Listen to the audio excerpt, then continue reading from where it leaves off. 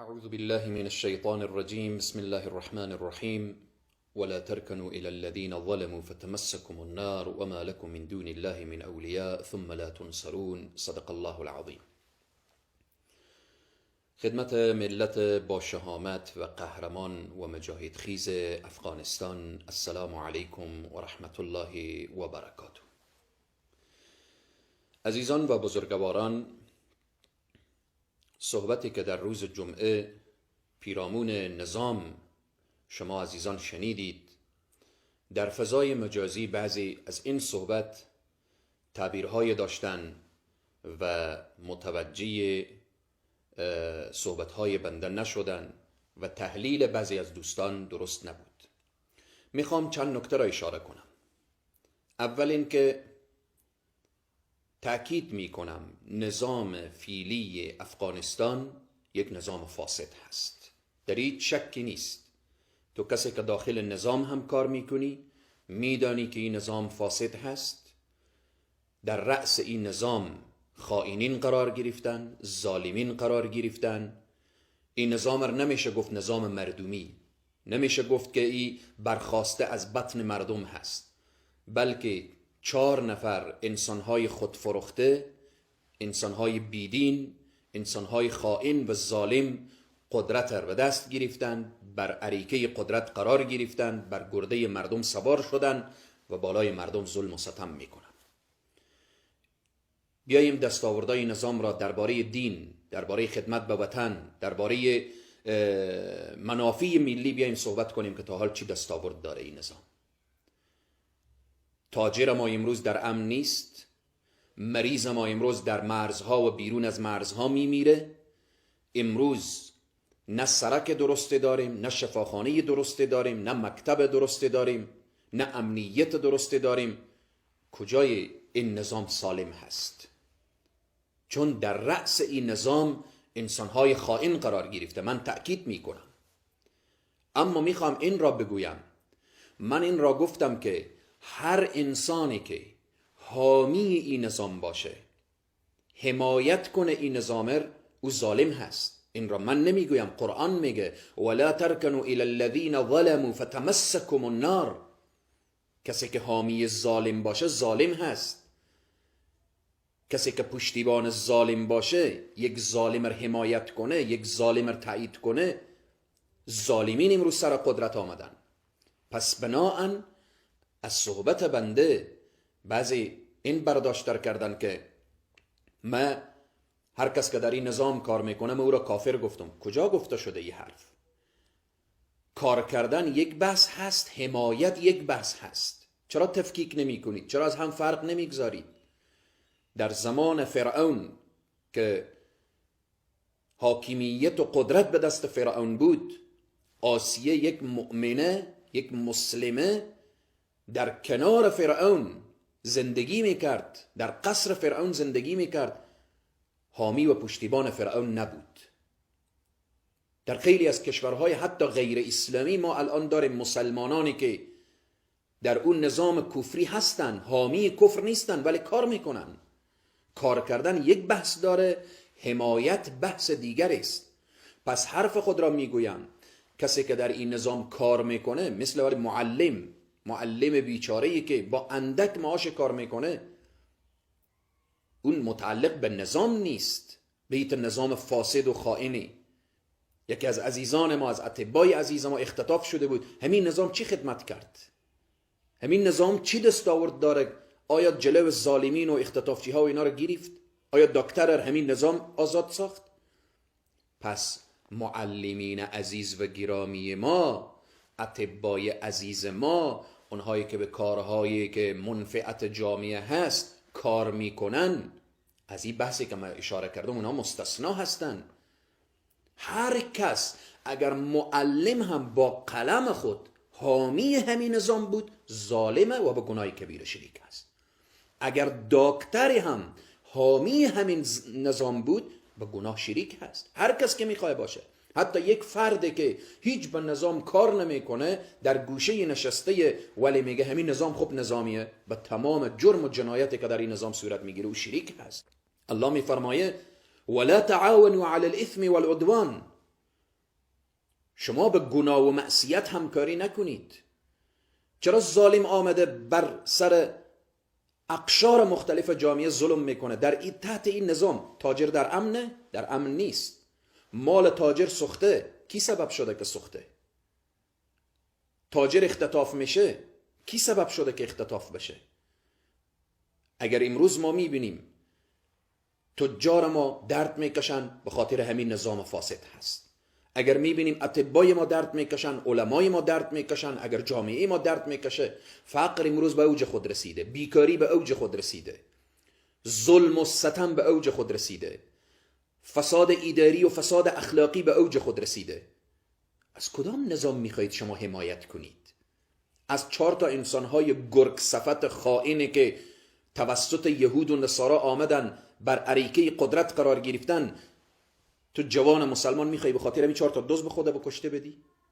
تو جوان مسلمان سینه خود را سپر کردی که از 4 تا دزد، نظامی که امنیت رقاصه ها گرفته، امنیت علما رو نمیتونه گرفته. امروز میبینیم که ملت نان نداره بخوره، ولی اونها ترتیب غذایی اونها به چی؟ مبلغای هنگفت و هنگفت بالا رفته. الله سبحانه و تعالی شاهد هست که از هیچ جای دیکته نمیشوم. بعض انسانهای بیعقل و کردل که خود مسئول میدانن میآین به حضور خبرنگاران میگن که این کسیه که از جای دیکته میشه. بله، خیلی کسانی بودن آمدن به خاطر معامله، ولی با اونها معامله نکردیم. معامله ما با الله هست. معاملهگران فکر میکنن که اینجا جای معامله هست. جای معامله نیست. والله العظیم یک قطره خون داشته باشم از دین خدا دفاع میکنم، از این ملت مظلوم دفاع میکنم، از این ملت پابرهنه و شکم گرسنه من دفاع میکنم. اون مسئول کوردل و بیعقل میگه که اینها عروسر پایین کردن، لطوکوب کردن. بیار او عروسر، بیار شاهد و اسناد و گواه خود را. کجا عروس پایین شده، لطوکوب شده؟ بله، در منطقه من، در مقابل چشمان من، اگر الان هم فاسق و ظالمی رو ببینم که با یک مظلومی ظلم میکنه، بله، هرچی که در توان داشته باشم انجام میدم. در مقابل ظالم و در مقابل فاسق شمشیر بران هستم. من تشنه عدالتم، تشنه آوردن امنیت در این سرزمین هستم، حامی مظلومین هستم. قسم یاد میکنم که به خون من تمام بشه وقتی ببینم مظلومی زیر دست و پای ظالم هست، در کنار او مظلوم استاده میشم، جان میدم، ولی به ظالم اجازه نمیدم که ظلم بکنه. معامله من با الله هست. نه کسی پشت سر ما هست، نه ما را دیکته میکنه. بله، دستور خود را از قرآن میگیریم، از سنت رسول صلی الله علیه و سلم میگیریم و اجازه نمیدیم یا سرایان بیاین یا سرایی کنن. سند داری، اسناد داری، شاهد داری، بیار. بله، فاسق زدیم. قرآن میگه ولا تأخذكم بهما رأفة. به اینها رأفت و شفقت درست نیست. نبی کریم صلی الله علیه و سلم میفرماید من رأى منکم منکرا فلیغیره بیده. کسی منکر میبینه با دست خود منع کنه. من هر جا منکر ببینم که در توانم بود به دست خود منع میکنم، در توانم نبود به زبان خود میگم، اگر در توانم نبود به قلب خود بد میبرم. و هر مسلمان منکر ببینه و به قلب خود بد ببره و ذالک اضعف الایمان، این پایینترین ایمان هست.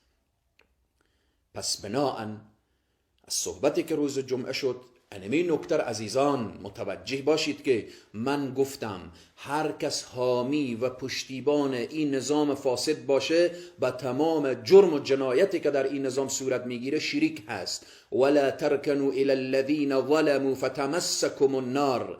تکیه نکنید به ظالم، حامی ظالم نباشید، پشتیبان ظالم نباشید. اگر حامی ظالم بودید، پشتیبانی از ظالم کردید، فتمسکم النار، آتش جهنم شما را مساس میکنه، به جهنم داخل میشوید. ولا تعاونوا علی الاثم والعدوان. بیایید غم ملت را بخورید. در فضای مجازی هر کس که هرچی گفته به خود گفته. من نوکر دین الله هستم، دستور خود را از الله و رسول الله میگیرم. الحمدلله تا به این لحظه آزاد بودم، آزاد زندگی کردم، آزاد از دنیا میروم. غلامی و بردگی شرق و غرب و شمال و جنوب نپذیرفتم. خیلی آمدن پیش ما به معامله و به اینها، ما با الله معامله کردیم. ان الله اشتری من المؤمنین انفسهم و اموالهم بان لهم الجنه. کسانی هستند که با الله معامله میکنن. من المؤمنین رجال صدقوا ما عاهدوا الله علیه فمنهم من قضى نحبه و منهم من ينتظر. مردانی از بین مؤمنین بودن که با الله معامله کردن، با او عهدی که با الله بسته کردن. کسانی که از دنیا رفتن، جام شهادت نوشیدن، خوشا به حالشان. مردانی که امروز زندگی میکنن و اونها همین مسیر را ادامه میدن. سرزمین افغانستان سرزمین شیران هست، مهد شیران هست، جای اشغالگران و نوکران و بالاخره اجنبی ها و اینها نیست. ملت افغانستان همیشه آزاد بوده، آزاد زندگی میکنه. ملت افغانستان همیشه سربلند. بازم تاکید میکنم به این که کار کردن در نظام یک بحث هست، حمایت از نظام یک بحث هست. کار کردن در نظام انما الاعمال بالنیات، که به چی نیت کار میکنی به خودت مرتبط هست. اما حمایت از این نظام فاسد، پشتیبانی از این نظام فاسد گناه هست. و اگر او از روی عقیده تو بری حمایت کنی که در مرحله کفر و اینها هم سوق داده میشه. میخواهم در اخیر از علمای افغانستان، از شخصیت‌های مجاهد و مبارز این سرزمین، از اهل قلم، از اهل دانش، از ملت مجاهد خیز این سرزمین که از ولایات مختلف، هم از علما، دانشمندان، اندیشمندان، ملت مجاهد خیز، ملت که واقعا دیندار و دین دوست بودن، از تجار عزیز، از همه عزیزانی که از صحبتهای بنده اعلان حمایت کردن، هان تشکری میکنم. الله سبحانه و تعالی برای همه ما اتحاد و اتفاق و انسجام و همبستگی عنایت بفرمایه، به امید سربلندی و سرافرازی ملت افغانستان که پرچم اسلام به اعتزاز در بیایه، نه پرچم کفر و طاغوت و نه پرچم بالاخره یهود و نصارا و اینها. یک روز زندگی کنیم مردانه و شجاعانه و با لله، با الله، با رسول الله زندگی کنیم. مرگ با عزت و با حریت خیلی شرفی و بیشتر هست از زندگی با ذلت و نوکری و غلامی و اینها. پروردگار عالم به همه گوش شنوا بده و این که از گوشه و کنار بعضی غلامان و اجنبی ها و اینها شروع کردن به تهدید و به اینها، من از تهدید نمی ترسم. یک جان ناقابل دارم فدای دین الله و فدای سنت رسول صلی الله علیه و سلم. تمام تلاش ما به خاطر اعلای کلمت الله و احیای سنت رسول الله صلی الله علیه و سلم هست. موفق و سرفراز و سربلند دنیا و آخرت باشید. الله مجاهدین ما را در هر جایی که هستند، در هر لباسی که هستند، الله پیروز و سرفراز و سربلند داشته باشه. السلام علیکم و رحمت الله و برکاته.